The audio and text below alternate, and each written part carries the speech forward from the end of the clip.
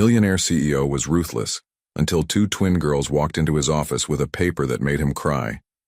Just before we begin, your presence means a lot. Say hi and share where you're tuning in from, only if you want to. The first rays of dawn barely touched the New York skyline as Jason Blackwood's sleek black car pulled up to his towering glass building. At 6:30 a.m., most of the city still slumbered, but sleep was a luxury Jason had long ago sacrificed at the altar of success. "Good morning, Mr. Blackwood," the security guard called out, his greeting echoing in the marble lobby. Jason didn't bother to respond. His mind was already racing through the financial projections for Memorial Hospital, his company's latest acquisition. The demolition plans for the new luxury condominium development were waiting on his desk, ready for final approval. Another day, another fortune to be made. At 32, Jason had built the Blackwood Enterprises into an empire that cast shadows across the Manhattan skyline.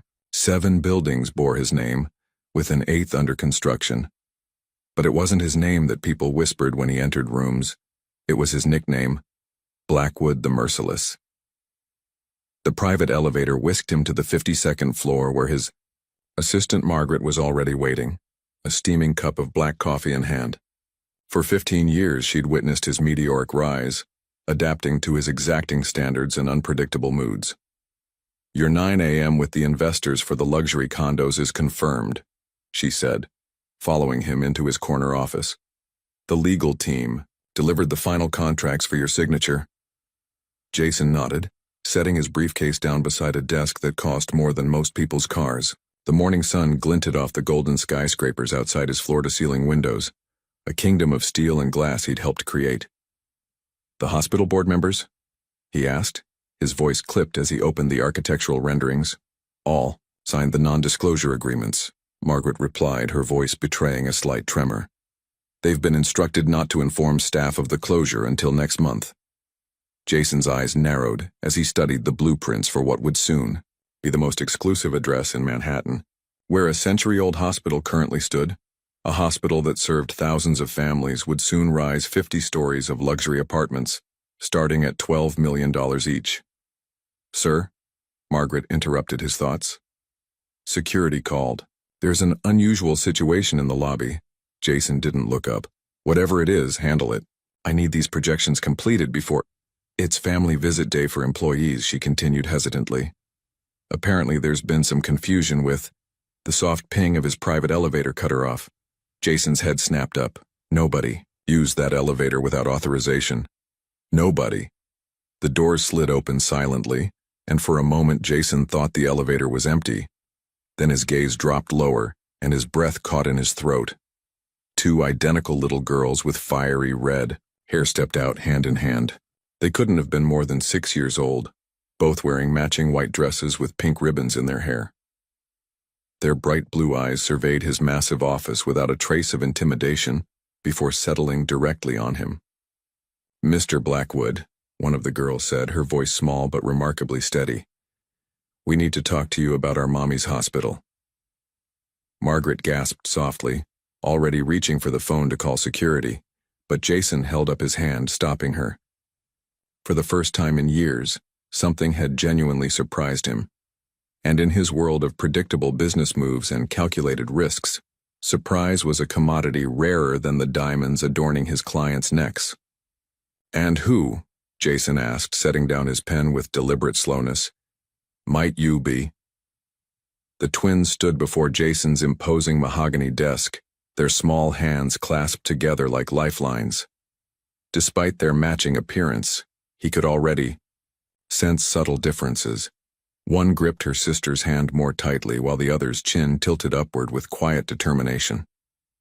"Are you going to close Mommy's hospital?" the bolder one asked, her voice surprisingly clear in the cavernous office.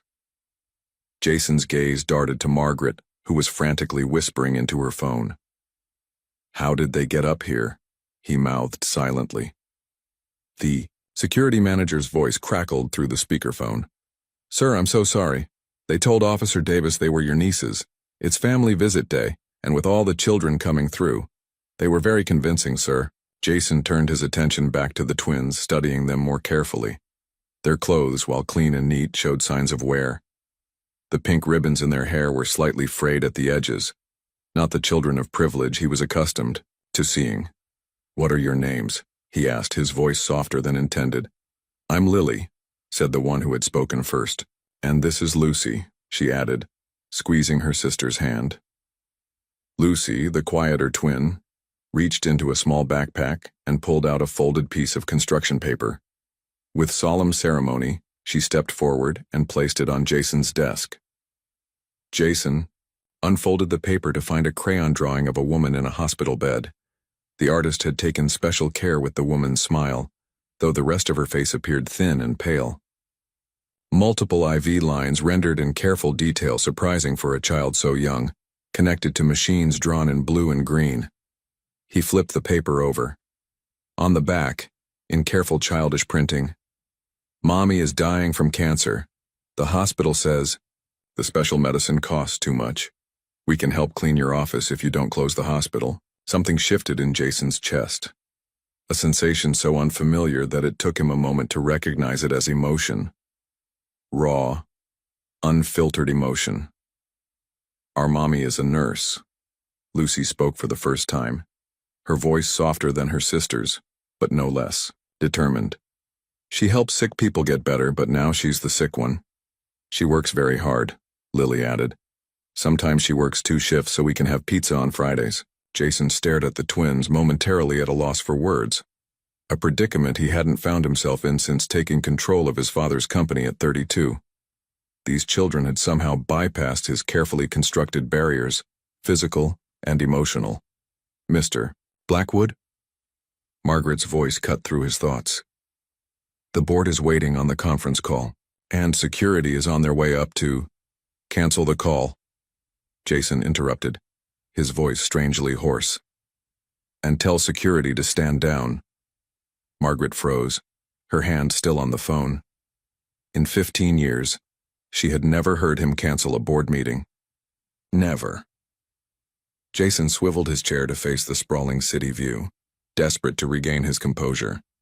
But as he turned, a tear, something he hadn't allowed himself in decades, escaped and slid down his cheek. He wiped it away quickly, but not before. Margaret had seen it. Her mouth fell open in shock. "Sir, are you—" "I'm fine," he snapped. But his voice lacked its usual edge.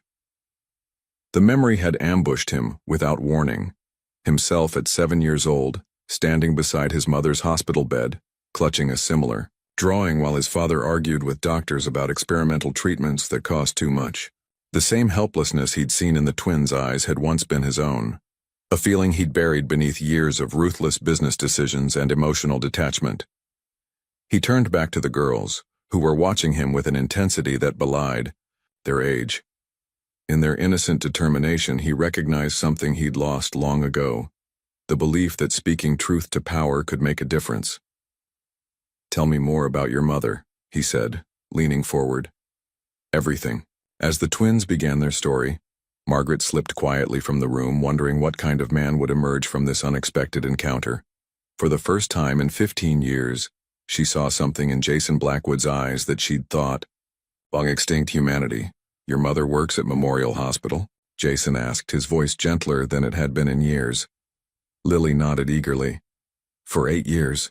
She helps people with cancer. That's the same thing she has now." "Oncology department," Lucy added quietly, pronouncing the word with careful precision, clearly having heard it many times. Jason leaned back in his chair, the pieces falling into place. Memorial's oncology department was scheduled to be the first casualty in the transition. Its staff dispersed to other hospitals. Its research programs discontinued. High operation costs, low profit margins, a simple business decision. Until now. "How did you know I was going to close the hospital?" he asked. The twins exchanged a glance that seemed to contain an entire conversation. "We heard the doctors talking," Lucy said finally. "They said the man in the glass tower was going to close the hospital." "Mommy doesn't know we know," Lily added hastily. She thinks we're at Aunt Patty's house, but Aunt Patty had to work, so we came to find you instead. Mommy always says we should talk to people, not about them, Lucy explained with the innocent wisdom of a child. So we decided to talk to you. Jason felt something shift inside him, a glacier that had been frozen solid for 25 years beginning to crack. These children, the same age he had been when his mother was diagnosed, had shown more courage than most of the executives he dealt with daily. How old are you two? He asked, already suspecting the answer. 6, they replied in unison, holding up 6 fingers each. 6. The same age he had been when his mother first went into the hospital. 7 when she died. Treatment denied due to financial considerations, as his father had clinically explained it. This coincidence, a mother with cancer, twin daughters the same age he had been, struck him with such force that he had to grip the edge of his desk. Mr. Blackwood, Margaret had returned, hovering uncertainly at the door. Your 10 o'clock is here, and Mr. Walsh is demanding an update on the hospital acquisition. Jason stared at the architectural plans on his desk, the luxury condominiums that would replace Memorial Hospital. The penthouse alone would sell for $30 million, a sound investment. But as he looked at the twins' hopeful faces, he couldn't see the profit margins anymore. Instead, he saw himself at 7, standing at his mother's funeral, holding his father's cold hand and wondering why money mattered more than the woman who had read him bedtime stories every night. Cancel everything, he said abruptly, standing up. For the next 48 hours. Margaret's eyes widened. Everything? But sir, the investors will wait, he finished firmly. These young ladies and I have somewhere important to be. He walked around his desk and crouched down to the twins' eye level, something he hadn't done with any human being since his 30s. Up close, he could see the flecks of gold in their blue eyes, the light dusting of freckles across their noses.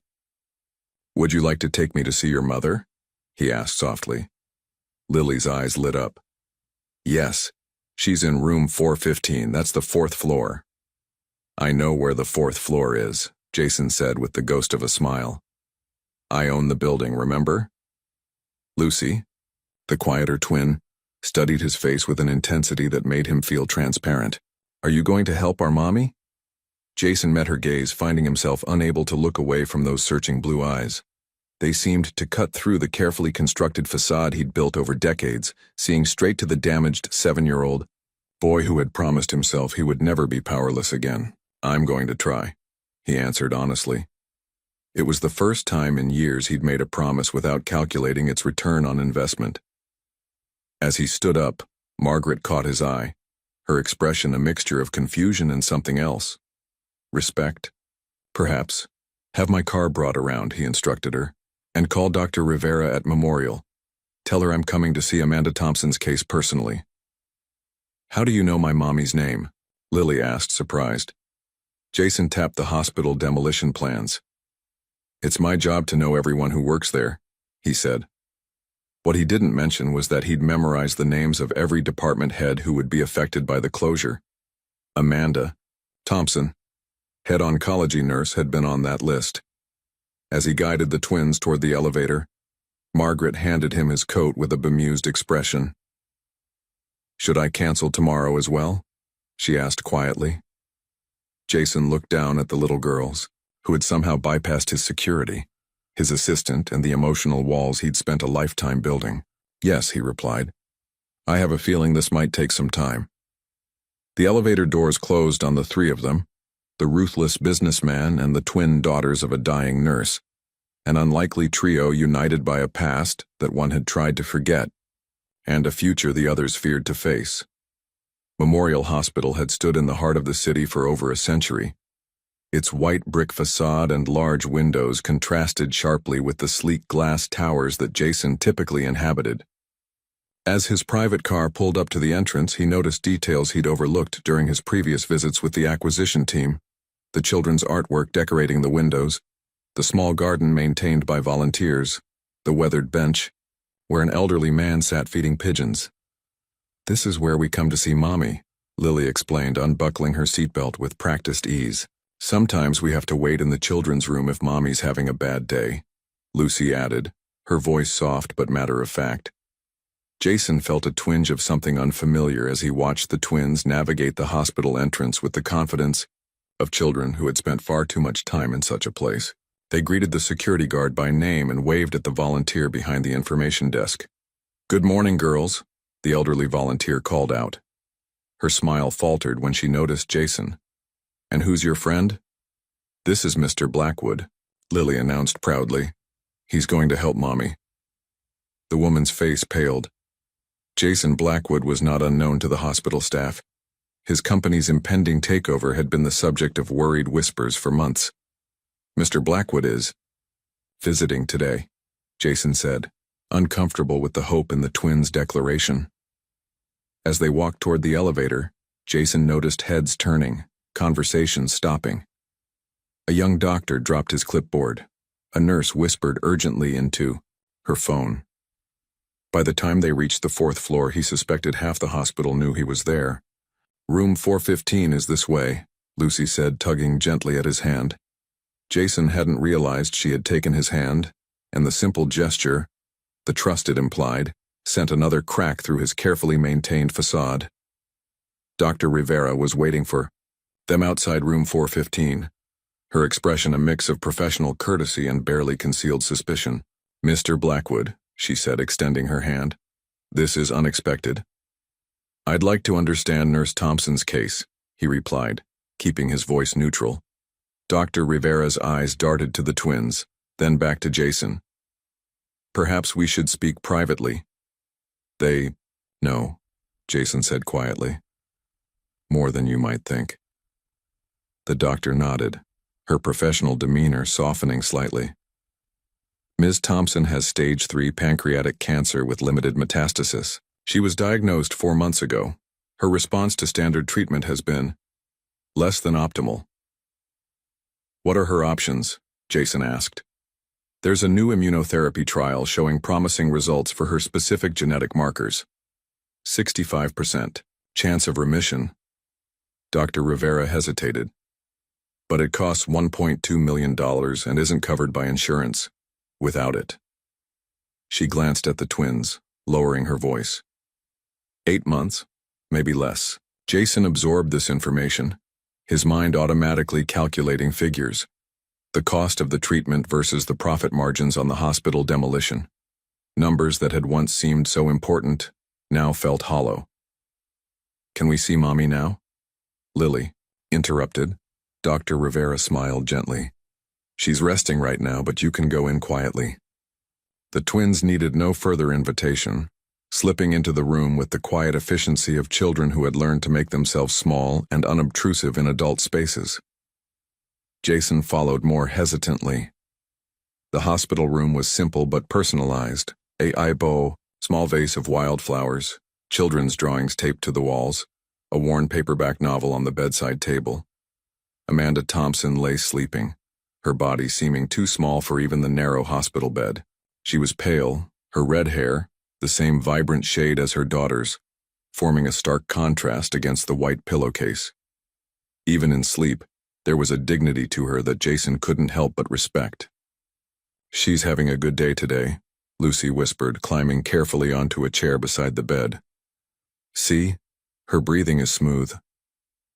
"Dr. Rivera says the new medicine might make her all better," Lily added, taking her mother's limp hand with infinite gentleness. "Your father," Jason began carefully. "Is he?" "We don't have a daddy," Lucy stated without emotion. "His name was Kevin Wells," Lily elaborated. "But he left when Mommy was going to have us." "Mommy says he wasn't ready to be a father," Lucy added. "But she was ready to be a mother, so she had us anyway." Jason did the mental calculation. Amanda would have been around 28 when the twins were born. She had raised them alone while building her career as a specialized nurse. "She works in the children's cancer ward," Lily said proudly. "She helps kids who are sick like she is now." Jason moved to the window, needing a moment to compose himself. Below, construction crews were already marking underground utility lines for the planned demolition. The first step in erasing this century-old institution and replacing it with luxury condominiums. A memory surfaced. His mother's funeral 35 years ago. The rain. His father's stony silence. The emptiness that followed. He turned back to look at Amanda Thompson and her daughters, a family fighting to stay together against impossible odds. With a steady hand, he reached for the medical chart hanging at the foot of the bed, skimming the details of her condition and treatment plan. When he set it down, something had changed in his expression. The businessman who had entered the hospital was receding, and someone else, someone he had buried long ago, was emerging in his place. "Girls," he said softly, "I need to speak with Dr. Rivera again. Will you be all right for a few minutes?" The twins nodded, their attention already returning to their mother, whose eyelids had begun to flutter. As Jason stepped into the hallway with the doctor, he knew the decision he was about to make would alter the course of multiple lives, including his own. 3 days had passed since Jason first met the twins, 3 days of ceaseless activity as he moved between hospital board meetings, consultations with medical specialists, and late-night sessions with his legal team. The dark circles under his eyes betrayed his exhaustion, but there was a newfound energy in his stride that his employees had never witnessed before. Through discreet inquiries, he'd learned more about Amanda Thompson. She had graduated top of her class from nursing school, turning down more lucrative positions to specialize in pediatric oncology. Hospital records showed she routinely stayed hours after her shifts ended. Colleagues spoke of how she used her own salary to help families cover expenses insurance wouldn't, small things like parking fees, meal vouchers, and occasionally prescription copays. "She believes no one should face cancer alone," one nurse had told him, eyeing him suspiciously. "Especially not children." Now, Jason stood in the doorway of room 415, watching as Amanda stirred from her medication-induced sleep. The twins had been temporarily entrusted to their Aunt Patty, a fellow nurse who had volunteered to take them for a proper meal and some fresh air. Amanda's eyes fluttered open, confusion clouding her features as she registered his presence. Recognition dawned slowly, followed by wariness. "Mr. Blackwood," she said, her voice raspy from disuse. "I thought you might be a dream, or perhaps a nightmare." Despite her condition, there was steel in her gaze, the same quiet determination he had seen in her daughter's eyes. "Your daughters are quite persuasive," he replied, stepping into the room. Amanda struggled to sit up. "My daughters? What are you talking about?" Jason explained their unexpected visit to his office, watching as emotions played across her face. Shock, embarrassment, and finally, a mother's fierce pride. "They shouldn't have bothered you," she said, a flush rising to her pale cheeks. "I'm so sorry." "Don't be," Jason said, taking a seat beside her bed. "They showed more courage than most adults I deal with." Amanda studied him, her professional assessment mixing with personal curiosity. "Why are you here, Mr. Blackwood? Surely not to personally inform me that my workplace will be demolished." "I'm here to discuss your treatment options," he replied, evenly. Her laugh was bitter. "Treatment options? There aren't any. Not ones I can afford. But don't worry, I've made arrangements for the girls. My sister in Philadelphia will take them after." She couldn't finish the sentence. "There's an immunotherapy trial," Jason said. "Dr. Rivera believes you're an ideal candidate. At $1.2 million, might as well be $1.2 billion. She shook her head. "I've made my peace with reality, Mr. Blackwood. I suggest you do the same with whatever guilt my daughters manage to inspire." "What if cost wasn't an issue?" Amanda's eyes narrowed. "Everything has a cost. I learned that long ago." "I want to cover your treatment," Jason said simply. "All of it." Silence filled the room. Amanda stared at him, disbelief written across her features. "Why would you do that?" she finally asked. "You don't know me." "Consider it an investment." Her expression hardened. "I don't need charity, Mr. Blackwood, especially not from someone who plans to demolish the only place that helps families like mine." Jason leaned forward, his voice dropping to an intensity he rarely revealed. "This isn't charity, Ms. Thompson. It's a second chance, something my own mother never got. The vulnerability in his voice seemed to surprise them both. He hadn't planned to reveal that piece of his past, but something about Amanda's dignity demanded honesty. "Your mother?" she asked softly. "Cancer. I was 7. The experimental treatment that might have saved her was deemed financially impractical by those making decisions." He straightened his tie, a nervous habit from childhood. "I'm now in a position to make different decisions." Amanda looked away, blinking rapidly. "It's not that simple. There's my job, the girls' school, a lifetime of follow-up care if it even works. And I still have my pride." "Pride won't raise your daughters," Jason said gently. "Trust me, I've lived with nothing but pride for decades. It makes for cold company." Their eyes met. Two strangers connected by the rawness of human suffering and the unexpected possibility of hope. "What about the hospital?" she asked finally. "Will you still close it?" Jason stood and walked to the window. Outside, the construction markers were still visible, the future of the century-old institution hanging in the balance. "One battle at a time," he answered, turning back to her.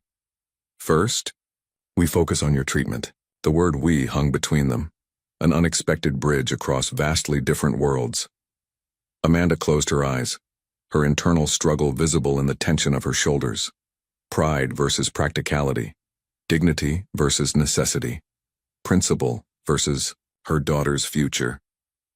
"The treatment begins tomorrow," Jason said quietly, "unless you tell me not to make the arrangements."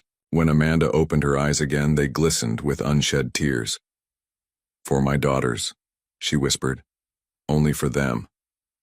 Jason nodded, understanding completely. "For your daughters," he agreed. As he turned to leave, he paused at the door. "Your girls won't need to draw any more requests for help, Ms. Thompson. I promise you that." In the hallway, his legal team waited with documents requiring his signature. The top page bore the header: Memorandum of Indefinite Suspension, Memorial, Hospital Acquisition and Development Project. He signed without hesitation, ignoring the shocked expressions of his attorneys. For the first time in his adult life, Jason Blackwood had made a business decision that the balance sheets couldn't justify, and he didn't regret it for a moment. Over the next 2 weeks, Jason's life underwent a transformation that left his employees whispering in the hallways. For the first time in his career, he delegated significant responsibilities to his executive team. Meetings that once required his presence were now handled by vice presidents. His private line, once constantly buzzing with calls, now went to voicemail after 3 p.m. The stock price of Blackwood Enterprises dropped 3% amid rumors of the CEO's midlife crisis. But Jason barely glanced at the reports Margaret still dutifully placed on his desk each morning.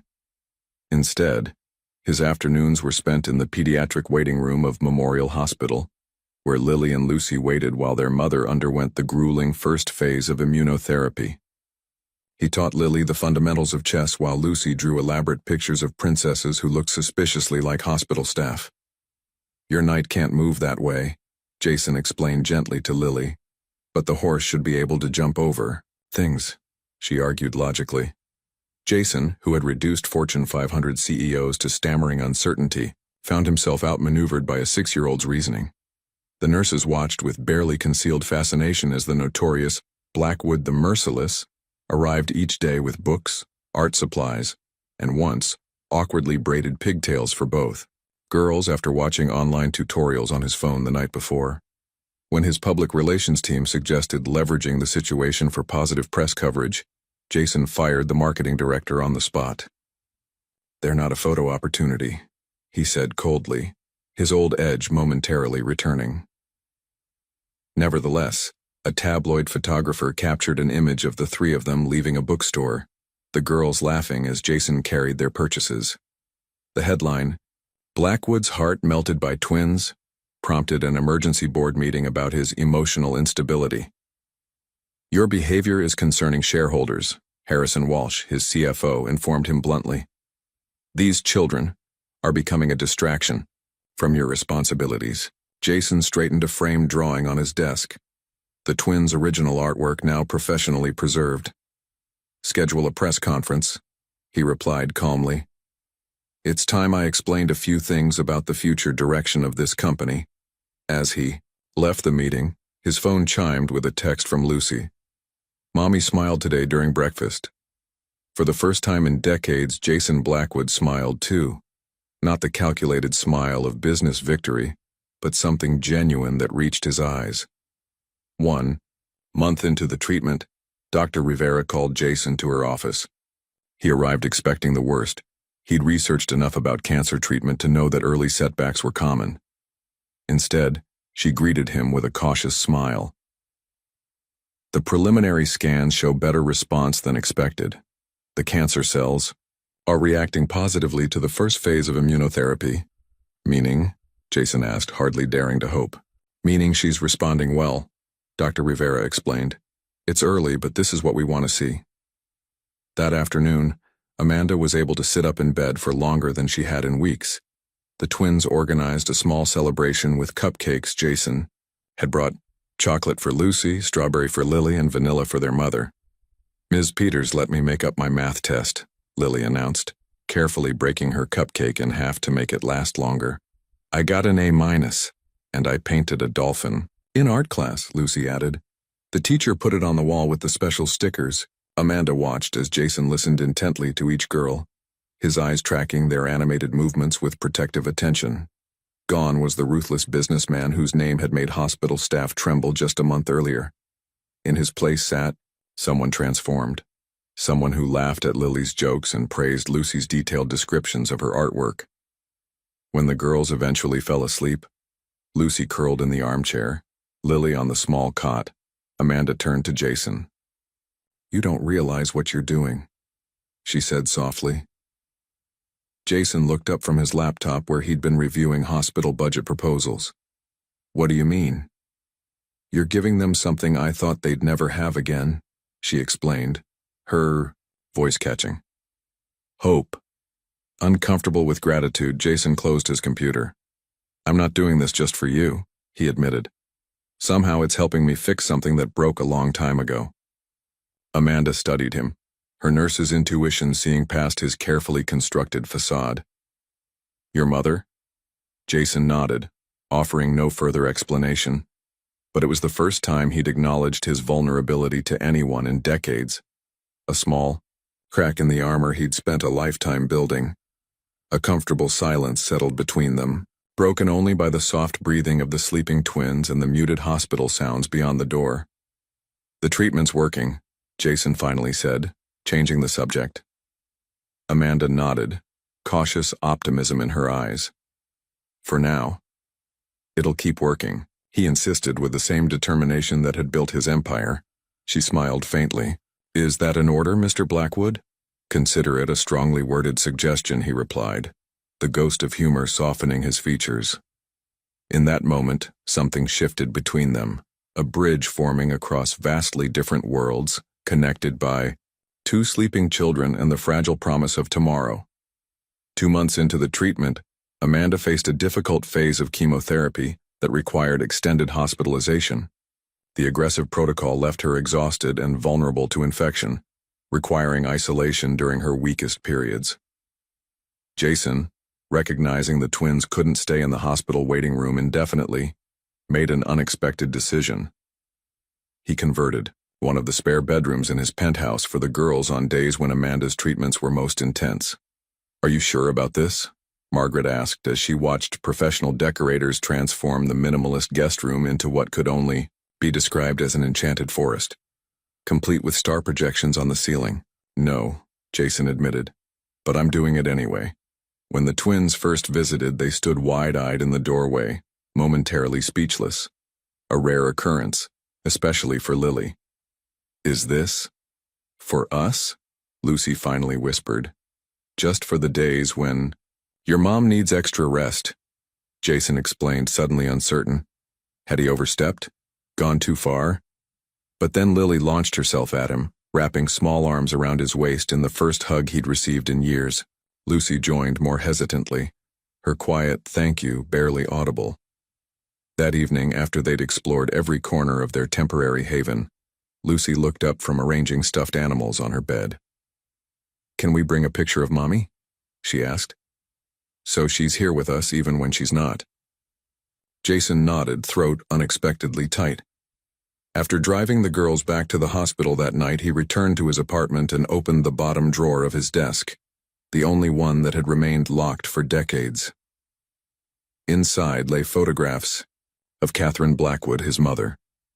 Her kind eyes and gentle smile looked back at him from faded images.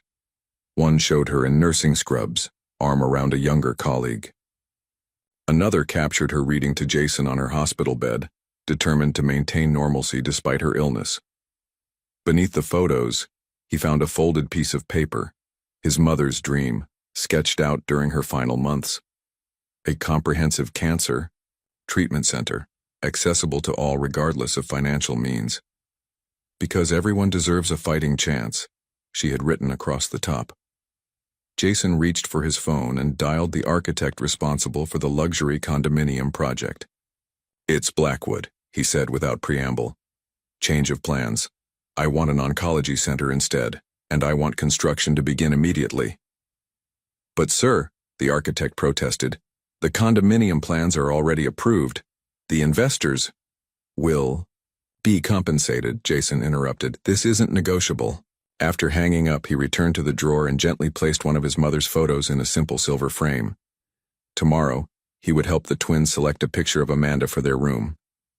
Side by side, the two photos would connect past to present, beginning the healing of a wound 35 years in the making. 3 months into Amanda's treatment, an unexpected setback emerged. A severe infection compromised her already fragile immune system, necessitating emergency surgery. Dr. Rivera's face was grave as she explained the situation to Jason outside Amanda's room. The immunotherapy was working well, but this infection has complicated matters, she said quietly. "The next 48 hours will be critical." Jason nodded, his expression betraying none of the turmoil beneath.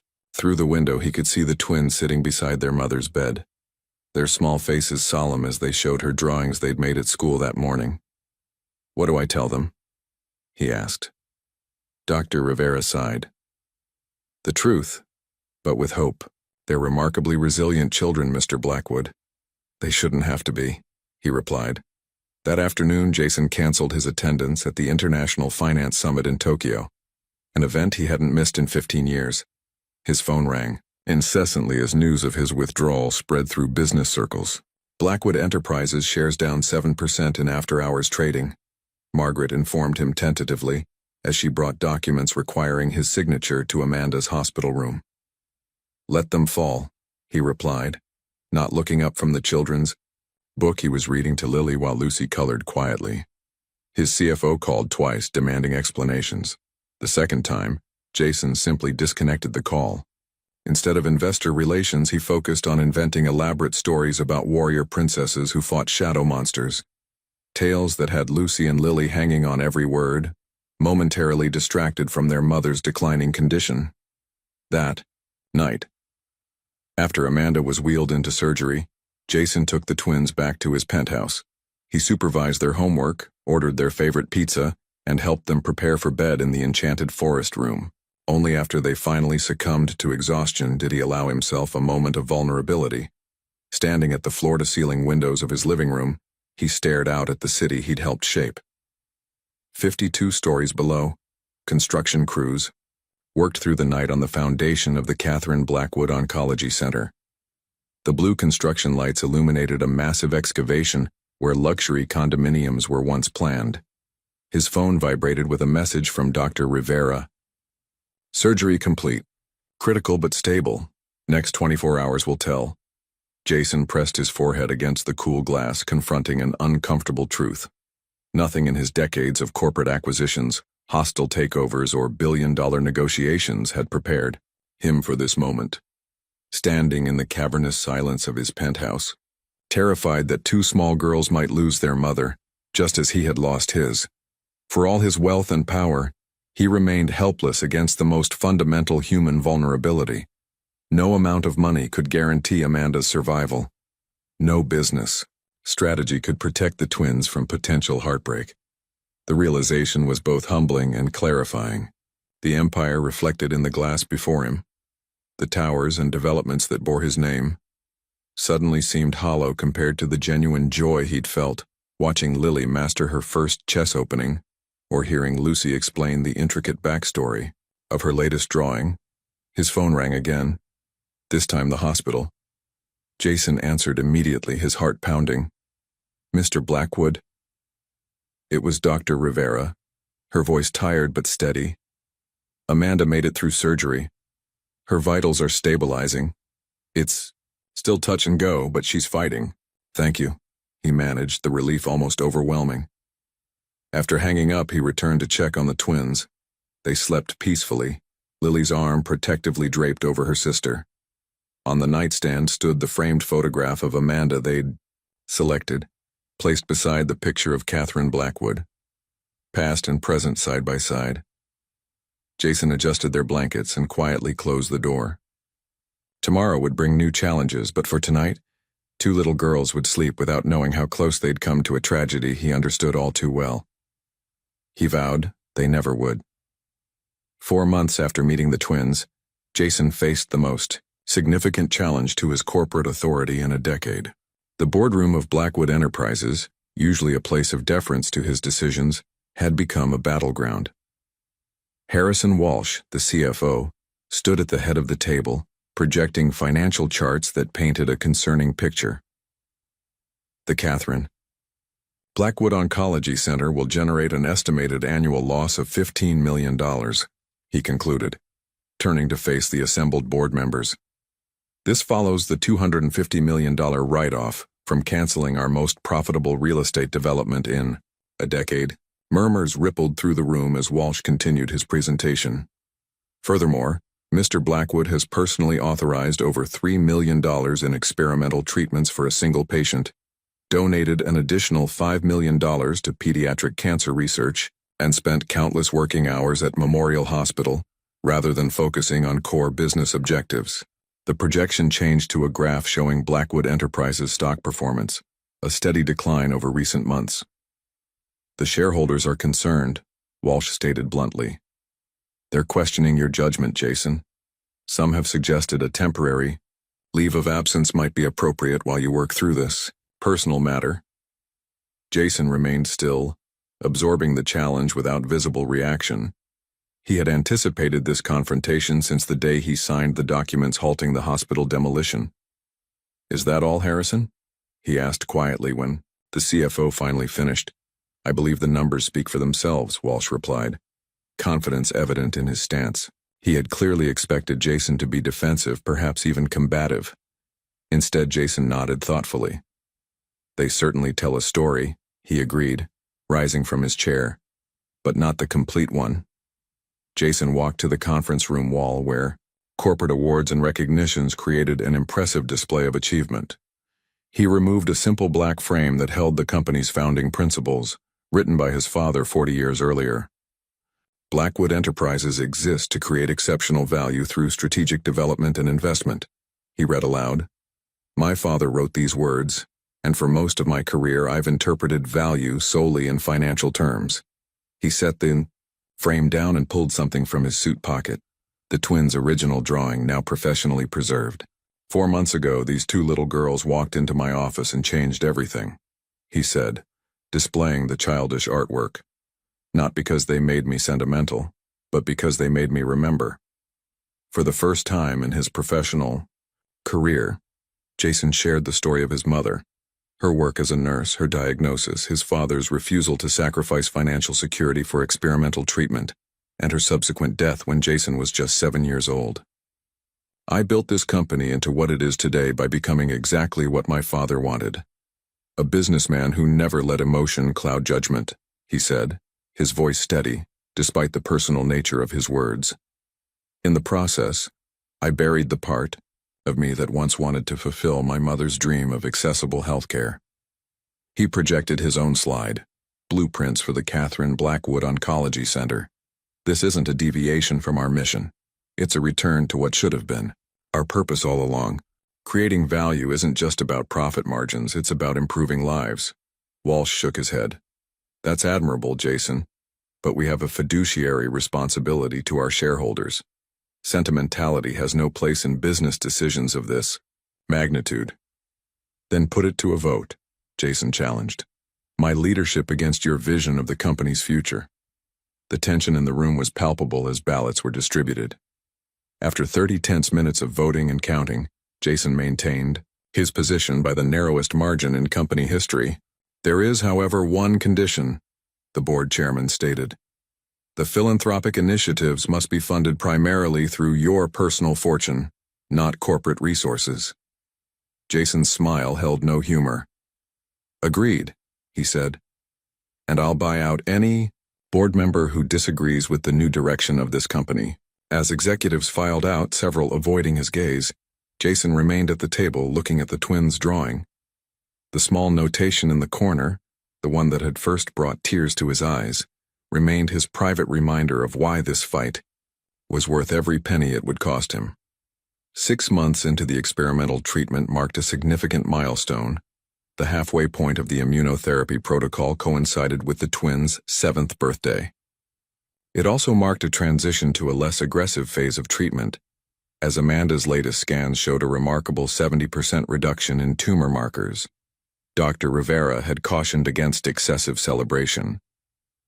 We're seeing excellent results, but we're not at the finish line yet, she'd explained during their weekly consultation. Nevertheless, Jason couldn't help but feel hopeful as he organized a small birthday celebration in the hospital's new therapeutic garden, still under construction, but specially prepared for the occasion. The space, once a neglected courtyard, was being transformed as part of the Catherine Blackwood Oncology Center development. Construction crews had worked through the night to create a temporary oasis.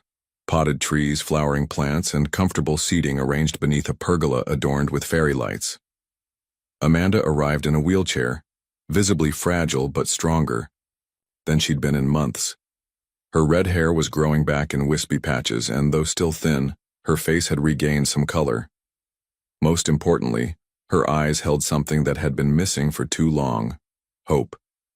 This is beautiful, she whispered as a nurse helped her into a comfortable chair positioned at the head of a small table decorated with balloons and streamers. Lucy and Lily entered the garden with matching expressions of wonder, their school backpacks still slung over their shoulders. They'd come directly from their first-grade classroom, where they'd recently returned to attending half-days. Is this all for us? Lily asked, spinning to take in the transformed space.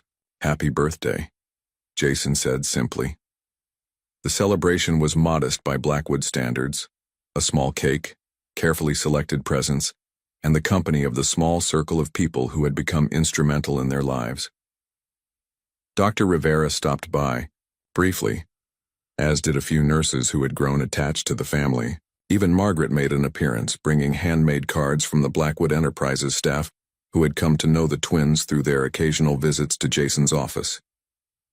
Amanda had prepared for this day during her stronger moments, carefully, wrapping presents for each daughter, used books of their favorite stories purchased with the little she'd managed to save. These aren't much, she apologized as the girls unwrapped their gifts. They're perfect, Lucy whispered, running her fingers reverently over the worn cover of The Secret Garden. This one still smells like library, Lily declared happily, inhaling the pages of A Wrinkle in Time with satisfaction. Jason had struggled with what to give them, conscious of the balance between generosity and excess. In the end, he'd chosen a chess set for Lily, handcrafted by an artisan from sustainable wood, and a professional quality art set for Lucy, complete with a carrying case bearing her initials. When it came time to blow out their candles, now officially 7 years old, the twins insisted their mother join them at the table. Make a wish, Amanda instructed with a smile that reached her eyes for the first time in months.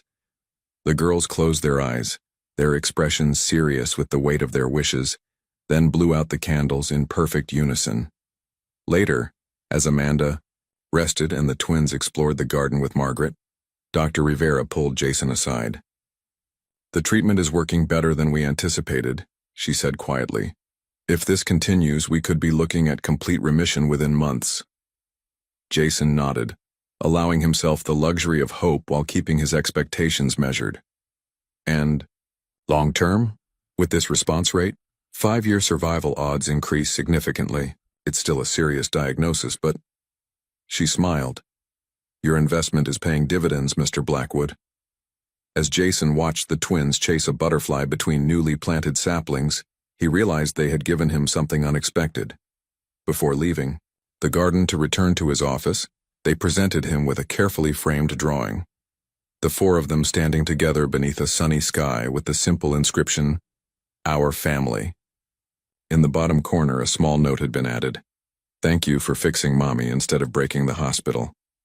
Jason carefully placed the frame on his desk, next to the original drawing that had started this journey, a visual reminder that, while he had thought he was saving Amanda and the twins, they had been rebuilding something within him that he thought was lost forever. 7 months into Amanda's treatment, her progress had exceeded even Dr. Rivera's optimistic projections. The aggressive combination of immunotherapy and targeted treatments had reduced the tumor markers to barely detectable levels, and for the first time, the word remission appeared in her medical reports, albeit with cautious qualifiers. Amanda's strength returned gradually, allowing for short daily walks in the nearly completed therapeutic garden. On a crisp autumn afternoon, she and Jason sat on a bench beneath a Japanese maple, its leaves a brilliant crimson against the blue sky. The twins were inside with their tutor, catching up on schoolwork they'd missed. "Why did you really decide to help us, Jason?" Amanda asked suddenly, breaking their companionable silence. "And don't tell me it was just because of the girl's drawing." Jason watched a leaf spiral downward, buying time before answering.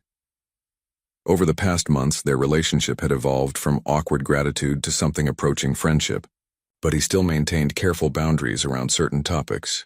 "You've never told me the whole story," she pressed gently. "I think I deserve to know."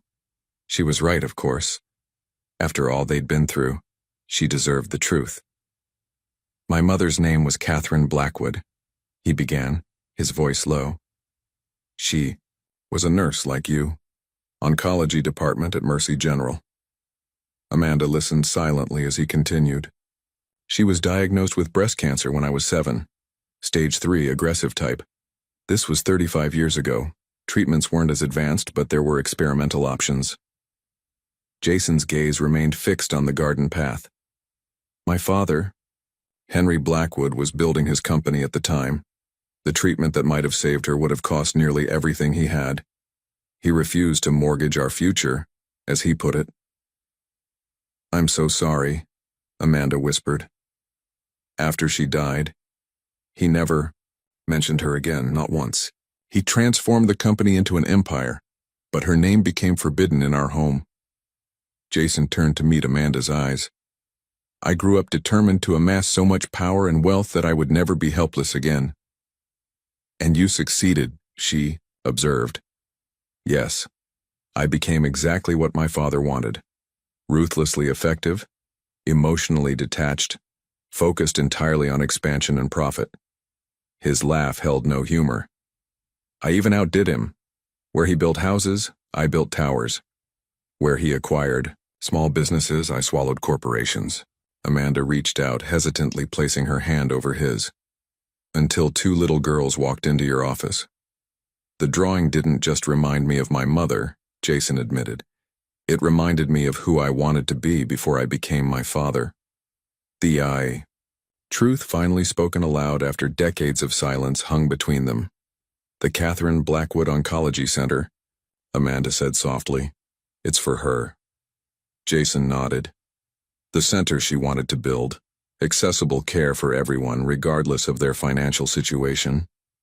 "Your father wouldn't fund her treatment, so now you're funding everyone else's," Amanda observed with the quiet insight he'd come to value.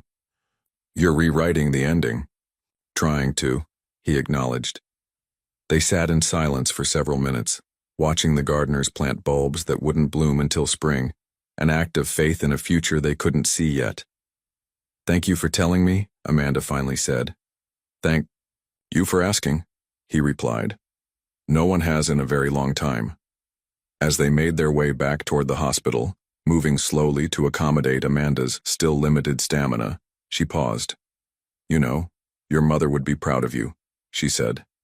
Not for the buildings with your name on them, but for this, for becoming the man she raised you to be, even if it took a while to find your way back.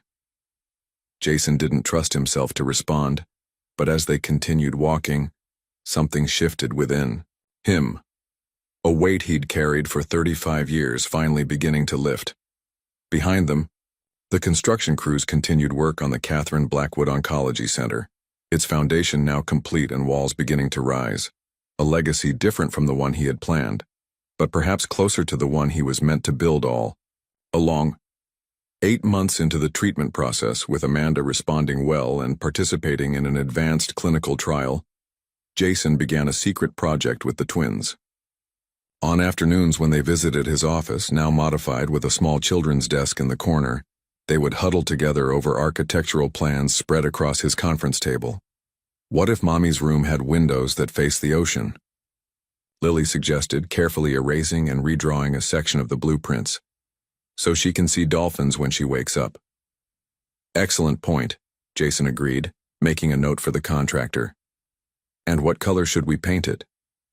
Blue, Lucy decided, after thoughtful consideration.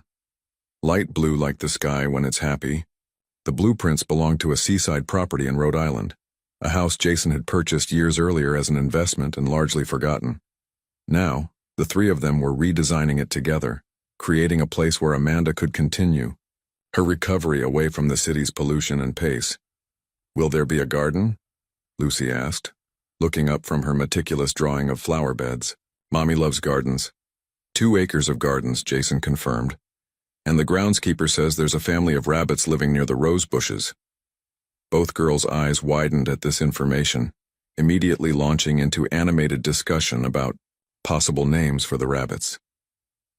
While the twins focused on designing the perfect bedroom for their stuffed animals, Jason worked with specialized attorneys to structure a trust fund for the girls and a partial property transfer for Amanda. The legal framework was complex, ensuring long-term financial security without compromising her ongoing medical treatment or benefits. Are you certain about these decisions, Mr. Blackwood? Thomas Chen, his personal attorney, asked privately, during a review of the documents. These are essentially irrevocable transfers of significant assets. Jason glanced through his office door where Lucy was helping Margaret learn to draw a unicorn, while Lily explained the rules of chess to a bewildered intern. For the first time in my life, Jason replied, I'm making decisions without calculating. The bottom line. The legal team worked discreetly, keeping the project confidential at Jason's request. He wanted everything in place before presenting it to Amanda, not as charity, but as a structured path forward for her and the girls. During one of their office sessions, Lily looked up from her work with an uncharacteristically serious expression. Mr. Jason, when Mommy gets all better, will we still see you? The question caught him off guard. In his focus on Amanda's treatment and the practical arrangements for their future, he hadn't considered what his own role might be once the immediate crisis passed. Would you want to? He asked carefully. The twins exchanged one of their silent communications, a glance that contained an entire conversation. Yes, Lucy answered simply. You're our friend now. You teach me chess, Lily added practically. And you know how to make voices for all the characters when you read stories, Lucy continued. Plus, you need someone to help you pick better ties, Lily concluded with a giggle, pointing to his conservative navy silk tie. That evening, after the twins had been picked up by their Aunt Patty, Jason stood at his office window watching the sunset paint the city in gold. On his desk lay finalizing documents for the Rhode Island property renovation, along with financial projections for the Catherine Blackwood Oncology Center, now halfway to completion. Both projects represented significant investments with no financial return, decisions that would have been unthinkable to the man he was before meeting Lily and Lucy. Yet as he signed the final authorizations, he felt no regret, only a quiet certainty that he was finally building something that mattered. The intercom buzzed, interrupting his thoughts. Mr. Blackwood, Margaret's voice announced. Dr. Rivera is on line 1 with Amanda Thompson's latest test results. Jason reached for the phone, still watching the sunset transform the city he'd helped shape. A city that, for the first time, seemed to hold the promise of more than just profit. 9 months after the twins first marched into Jason's office, Dr. Rivera delivered the news they had all been hoping for. Amanda Thompson was officially in remission, though she would require consistent monitoring for the next 5 years. The experimental treatment had worked beyond even the most optimistic projections. The cancer cells have shown no activity for the past 6 weeks, Dr. Rivera explained during their final consultation. Your case is actually helping us secure broader insurance coverage for this treatment protocol. You're setting a precedent, Amanda. While Jason helped Amanda navigate the complex paperwork for her ongoing health insurance, now that her case had established legal precedent for experimental treatment coverage, the twins explored his home office, their curiosity emboldened by months of growing familiarity. Lucy, the quieter of the pair, opened a decorative wooden box on a shelf, discovering it contained small keys. With the innocent logic of 7-year-olds, she and Lily decided to find what these keys might unlock. Their search led them to a locked drawer in Jason's desk, which, after a whispered debate about whether this might be crossing a line, they carefully opened. Inside wasn't the treasure they half expected, but a leather portfolio filled with envelopes, each bearing their names. "What are you two investigating?" Jason asked, entering the room just as they were examining their discovery. The girls jumped, guiltily, but Jason's expression held amusement rather than anger. "We found letters with our names," Lily explained, her natural boldness reasserting itself. "Are they for us?" Jason sat down beside them, taking the portfolio gently. "Yes, they are, though I hadn't planned to show you quite yet." Inside were letters addressed to Lily and Lucy Thompson, dated for future birthdays, one for each year until they turned 21. "I wrote these during the nights I couldn't sleep," Jason admitted, "when your mother's treatment was uncertain." "R.E. they sad letters?" Lucy asked softly.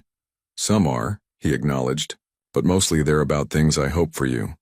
What I think you might be doing when you're 12 or 16 or 20.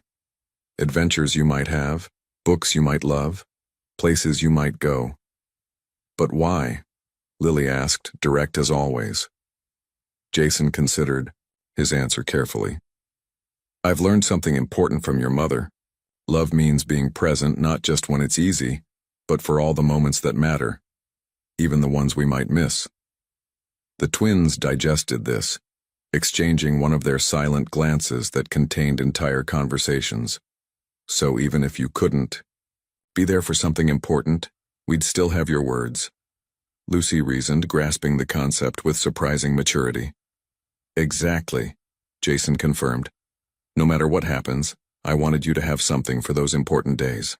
That evening, after the twins had fallen asleep in their enchanted forest room, now a permanent fixture in Jason's apartment for their regular stays, Amanda and Jason sat on his penthouse terrace.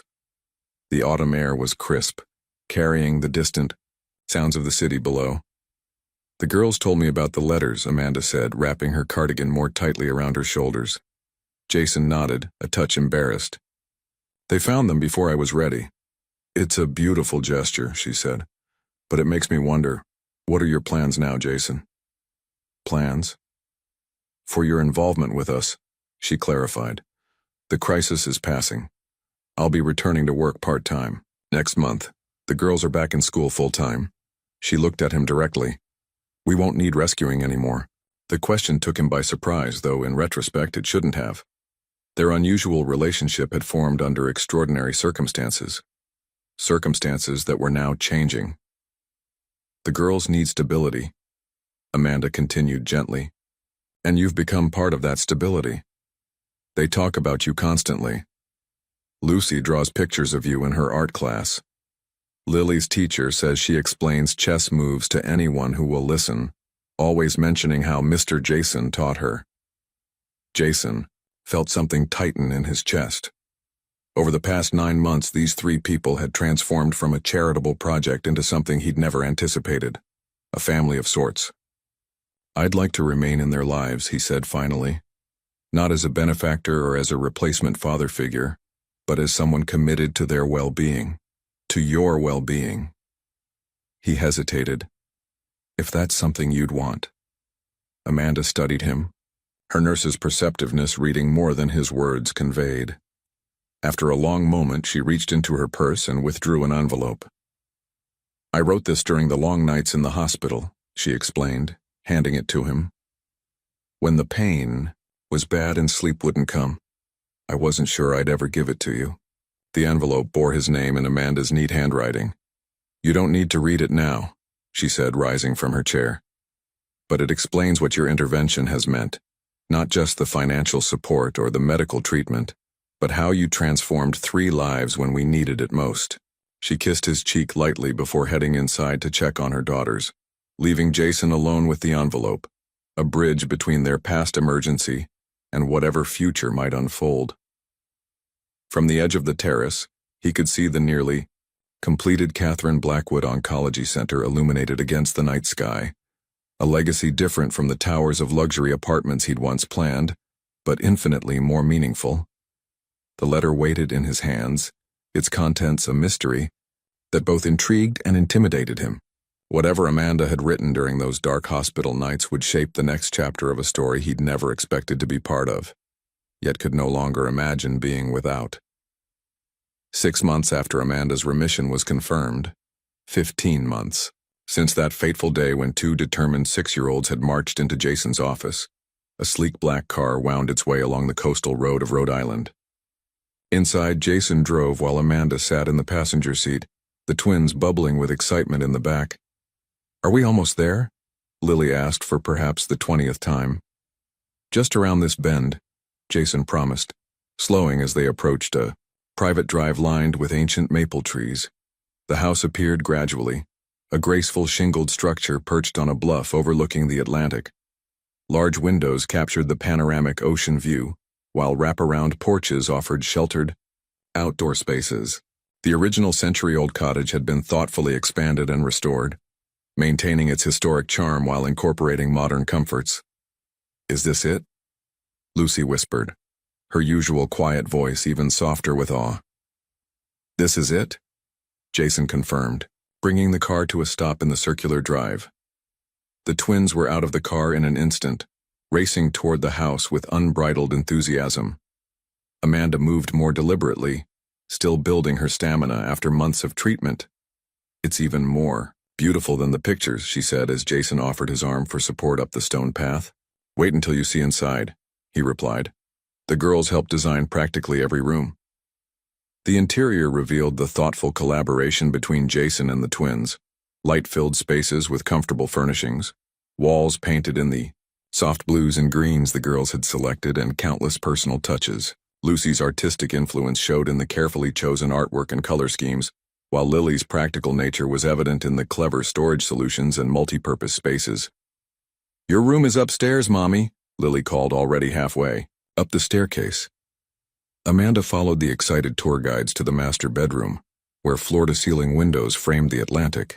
Just as the twins had insisted, the view from the bed captured the horizon where, on lucky mornings, dolphins might be spotted playing in the waves. We picked everything, Lucy explained proudly, showing off the reading nook and window seat. Even the pillows. And look, Lily added, throwing open the doors to a bathroom with a soaking tub positioned to enjoy the same magnificent view. After exploring every corner of the house, they made their way to the expansive back deck. Below, stone steps led down to a private beach, while nearby, the promised garden was coming to life with early spring plantings.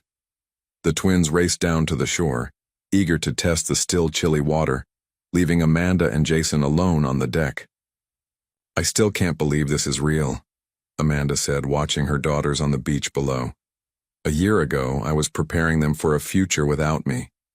Now you have all the time in the world, Jason finished, the relief in his voice palpable. The key. Catherine Blackwood Oncology Center had been operating for 3 months now, already changing the outcomes for dozens of families. Under Jason's revised leadership, Blackwood Enterprises had embraced a new strategic direction focused on sustainable development, recovering its market value as investors recognized the long-term benefits of the company's evolved priorities. You two Never told me exactly what was written on the back of the drawing the girls gave you that first day, Amanda said, turning toward him. Jason took her hand, a gesture that had become natural between them over the past months. Besides the request for help, there was a smaller note almost hidden in the corner, he admitted. It said, "Mommy says you look sad like us. Maybe we can be less sad together." Amanda smiled, understanding the impact those childish words must have had. And was that what made you cry? A billionaire moved by children's intuition? Jason looked down at Lily and Lucy building a sandcastle, their laughter carried up by the ocean breeze. I realized that 2 6-year-old girls saw what I'd been hiding from myself for decades. The transformation over 15 months had been remarkable for all of them. Amanda had returned to nursing part-time, now heading a special program at the Catherine Blackwood Center for families of pediatric patients. The twins had blossomed, their natural resilience strengthened by security and stability. And Jason had rediscovered parts of himself long buried beneath ambition and emotional detachment. What happens now? Amanda asked softly. Jason considered the question. The journey that began with a simple drawing had evolved into something neither of them could have anticipated, a connection that transcended gratitude or obligation. Now, he said, we figure it out together, day by day. As the sun began its descent toward the horizon, Jason and Amanda walked down the stone steps to join the twins on the beach. The girls immediately enlisted their help with the elaborate sandcastle, assigning tasks with the confident authority of children who knew they were loved. The 4 of them worked side by side as the afternoon light turned golden, creating something impermanent, yet meaningful, much like the family they had become, not through blood or obligation, but through choice, circumstance, and the transformative power of love. The ocean waves would eventually claim their sandcastle, just as time would bring new challenges. But as Jason helped Lucy secure a shell atop the highest tower, he knew with absolute certainty that whatever came next, they would face it together. Some fortunes, he had learned, couldn't be measured in buildings or bank accounts. The true wealth was here on this beach, in the laughter of 2 once frightened little girls and the quiet strength of their mother, a family that had saved him in ways he was only beginning to understand.